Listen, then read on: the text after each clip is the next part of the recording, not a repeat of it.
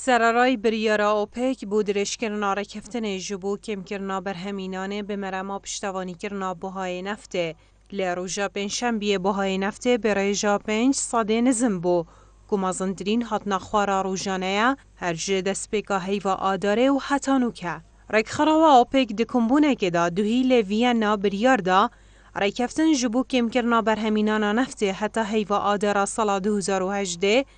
آنکو حتی نه هیوندی بهتا درش کرن و پشتیوه بریاره بهای نفتا خواوا برند روژا پنجشنبه لدم دای خستنا بورسا جهانی دا به بهای $2.05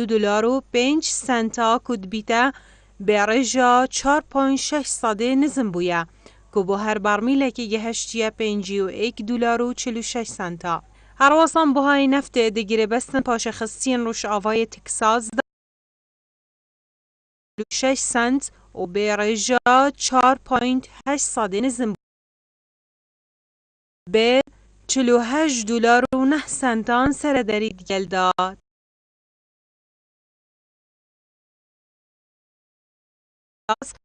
بخار $5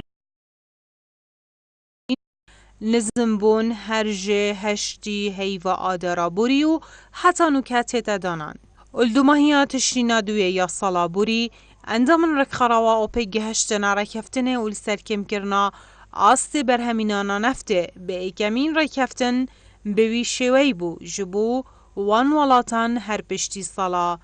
2008 والديفدا برهمینانا نفته جرک خراوا اوپک و ولاتن درفاین رک خراوه گو 11 ولاتن بو ایکم جار لسالا 2001 رکفتن به هف پشکی ده برهمینانا نفتا سنوردار دا بکن و او چنده جی جبو نمان و خروابونا نفتا خاف بویا والديف رکفتنه 14 ولاتن اندامن رک خراوا اوپک 1,200,000 برمیل نفت روزانه کم دکن و به چنده و آست برهمینانا روزانه یاوان ولاتان بو 32,500,000 برمیلان ات روزه که دا کم کرینه.